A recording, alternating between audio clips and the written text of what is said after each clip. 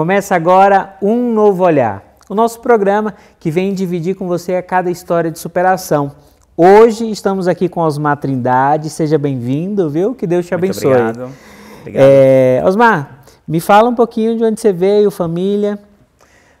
Bom, primeiramente, muito obrigado pelo convite, estar aqui, poder compartilhar um pouco da minha história com as pessoas e de alguma forma inspirá-las a gerarem grandes mudanças em suas vidas. Eu sou baiano de nascimento, nasci na Bahia, como minha família toda veio de lá. E eu vim muito pequeno, com volta de 3 anos de idade, eu vim para São Paulo. Então os meus pais com o sonho de vir para uma grande cidade, né, vim para o Sudeste com o sonho de que a vida ia mudar, ia melhorar. Então veio eu e meus irmãos nessa viagem aí. E desde lá, desde o momento que chegamos, estamos aí em São Paulo. Entendi. E como é que foi a infância, adolescência? Teve dificuldade, não teve? Como acho que toda criança ela passa por dificuldades, por seus desafios. Eu vim de uma família muito humilde, muito simples, meus pais muito simples mesmo. Mas eu acredito que essa simplicidade, essa humildade foi apenas um combustível para mim. Então, quando a gente veio morar em São Paulo, meu pai trabalhou como faxineiro num condomínio em São Paulo e depois ele foi promovido, virou zelador e a gente começou a morar naquele condomínio. Então, a gente se relacionava com pessoas bem-sucedidas, pessoas ricas. E aí eu olhava as pessoas, né, os meus amigos, tendo Natal ganhando brinquedos, aniversário, videogame, bola de futebol, tudo aquilo que a criança gosta. E aquilo apenas me inspirava, falava, nossa, eu também quero isso, eu quero sentir o gosto de realmente ser uma pessoa bem-sucedida. Então, conviver naquele universo de pessoas bem-sucedidas me inspirou para querer também ser alguém um dia, sair de uma infância pobre e realmente conseguir conquistar o sucesso. Então, aquilo foi apenas um combustível para mim. Aí você fez seus estudos, e claro, sempre pensando nisso. Quando você saiu dessa fase de adolescência para jovem, como é que foi? Então, na verdade, eu tinha esse desejo muito intenso de crescer, de me desenvolver, só que eu não encontrava meios, não tinha formas. Então, eu me sentia perdido. Por onde começar? O que fazer? Ok, eu quero alguma coisa, mas quais os passos que eu teria que dar? Então, eu comecei a trabalhar muito jovem, com 13 anos de idade, eu trabalhava entregando pizza. Então, eu fico imaginando, hoje minha sobrinha tem 18 anos, né? Quando eu olhava ela com 13 anos, eu ficava pensando, nossa, imagino ela entregando pizza, né? Que algo surreal, né? Não conseguia imaginar. Mas tinha que trabalhar, tinha essa necessidade. Então, desde os 13 anos, comecei a trabalhar para conseguir ter as minhas coisas, comprar o meu tênis, comprar o brinquedo que eu gostava, um videogame, comprar minha roupa, porque os meus pais não tinham condições. Então, a gente tinha que batalhar, acho que como qualquer pessoa hoje humilde, simples, tem que batalhar para conquistar as coisas. Tá, e disso você, entregador de pizza, você chegou a ser garçom também? Isso. Aos 22 anos, eu trabalhava como garçom. Só que foi uma fase onde eu estava totalmente perdido, deprimido, e eu sempre fui muito tímido, muito inseguro. E aí, trabalhando como garçom, eu olhava para tudo aquilo e falava, não é isso que eu quero. E não tem problema nenhum em ser garçom, né? É uma ótima profissão, mas não era o que eu queria para a minha vida. Eu queria muito mais. Só que o que acontece? Eu culpava as pessoas por eu viver aquela vida medíocre que eu tinha. Então, eu vivia culpando. Então, eu culpava os meus pais porque eles não me ajudaram a pagar uma faculdade. Então, era muito mais fácil para mim culpar as pessoas pela vida que eu levava do que fazer alguma coisa de fato. Esse era o caminho mais fácil, reclamar e culpar. Até que um dia caiu minha ficha, que se eu não parasse de ficar reclamando, se eu não parasse de culpar as pessoas e começasse eu a fazer alguma coisa para transformar minha vida, os meus resultados, nada ia acontecer. Então, para e pensa, olha que injustiça com os meus pais. Eu cobrar deles que me pagassem uma faculdade, sendo que eles ganhavam o suficiente para sobreviver, para conseguir pagar as contas de casa, para comer. Então, só que era muito mais fácil. Agora eu fico imaginando quantas pessoas hoje talvez passam dificuldades e culpam outras pessoas. Ficam culpando, ou é meu pai, ou é minha mãe, ou é minha esposa, ou meu marido, ou é o chefe. Então, em qualquer lugar, né, do mundo, tem pessoas passando por dificuldades. E se elas continuarem arrumando desculpas, arrumando culpados por aquela vida que elas levam, elas jamais vão conseguir sair do lugar. jamais vão dar os passos necessários para conseguir crescer na sua carreira. E foi o que eu fiz. Tá, e aí você então, certo dia caiu a ficha que você tinha que parar de botar a culpa em alguém, e o que você fez?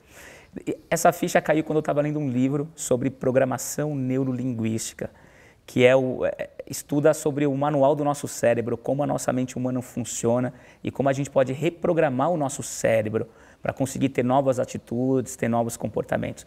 E aí, lendo aquele livro, me caiu a ficha e falei, nossa, o que eu estou fazendo está tudo errado. Se eu continuar fazendo as mesmas coisas que eu estou fazendo, eu vou continuar tendo os mesmos resultados. Então eu preciso fazer diferente, eu preciso agir diferente. E foi aí que eu me apaixonei pela PNL, né, a programação neurolinguística. E me aprofundei, comecei a estudar. Inicialmente apenas lendo livros, porque eu não tinha dinheiro para pagar cursos.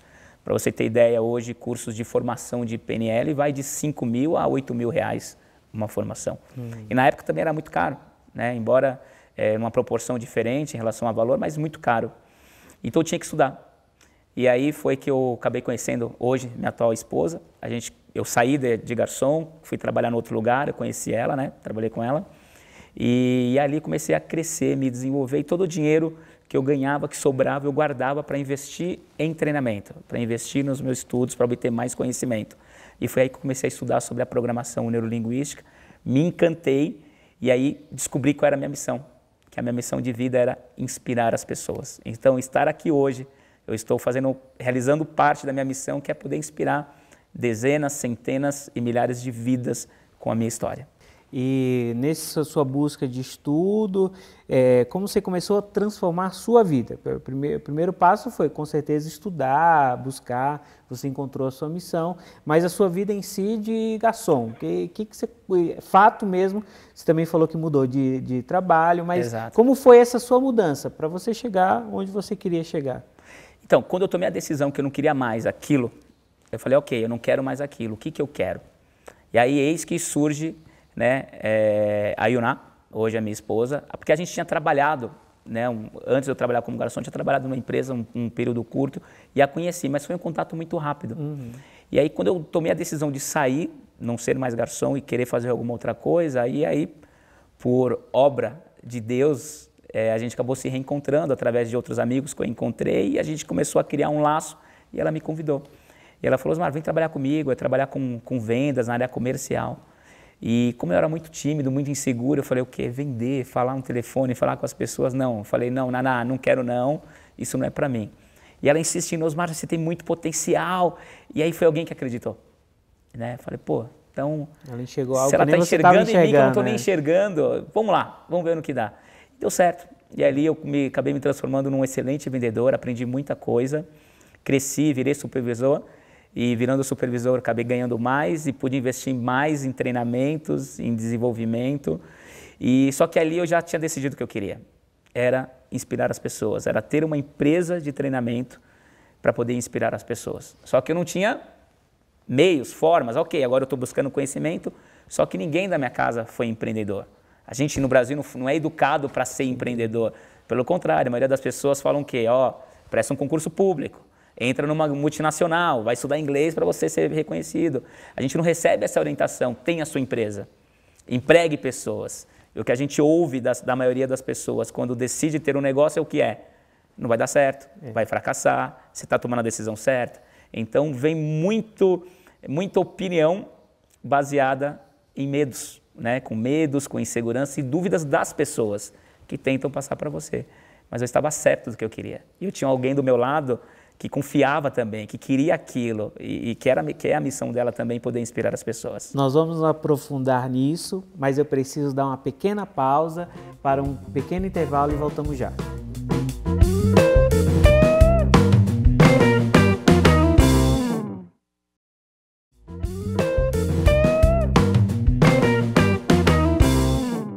Estamos de volta com a segunda parte do programa Um Novo Olhar. Eu quero convidar você a deixar o seu copo de água próximo à TV, ao monitor do seu computador, que juntos estaremos pedindo a bênção de Deus sobre você e sobre a sua família. E agora vamos continuar o nosso bate-papo com Osmar Trindade. Osmar, você vinha falando dessa busca e que você queria abrir um negócio para transformar vidas, né? E aí? Exato. E foi aí que nasceu então o IMAP. o Instituto Matrix de Alta Performance. E nasceu em 2006, esse ano nós estamos completando 10 anos de empresa e nesses 10 anos foram milhares de vidas impactadas positivamente. O IMAP se especializou em treinamentos de inteligência emocional, para as pessoas terem um maior controle de suas emoções, formações de programação neurolinguística e formação em coaching, que é uma metodologia extraordinária para você conseguir ajudar as pessoas a atingirem os seus próprios sonhos. Tá. Que bom seria se eu tivesse lá no passado um coach para poder me orientar, para me direcionar, para poder mudar algumas crenças limitantes que eu tinha, que um coach tem esse papel. Tá. E você? Você já procurou estudo, empresa, e o que mais transformou em sua vida? Ponto de partida, assim, o processo de mudança, de transformação não para. Eu estou num processo constante de transformação. Ninguém é um produto acabado. Ninguém chega lá na perfeição, acabou, estou pronto, não preciso mais evoluir, não preciso mudar. Até porque o mundo muda o tempo todo. E se a gente não estiver em processo de evolução, se a gente não estiver crescendo, a gente vai encolher. Tá. E qualquer coisa hoje, na natureza, ou cresce ou morre. Tá. Então a gente tem que estar nesse movimento, nesse crescimento. Então minha evolução não parou, desde que eu dei o primeiro passo a parar de reclamar e realmente ir em busca dos meus sonhos. Tá. E o Osmar, nesse período que trabalhava como garçom, com certeza tinha projetos de conquistar casa, carro, ou dinheiro, ou viagem. E como foi chegar nisso? Chegou e de que forma? Na verdade, eu tinha vontades, desejos. Eu acho que, como a maioria, acho que 100% das pessoas no mundo querem algo a mais. Só que uma minoria faz algo para que tudo isso aconteça. Então eu tinha esse sonho, eu tinha essas vontades, mas só sonhos e vontades. Não fazia nada. Parecia algo extremamente impossível de acontecer.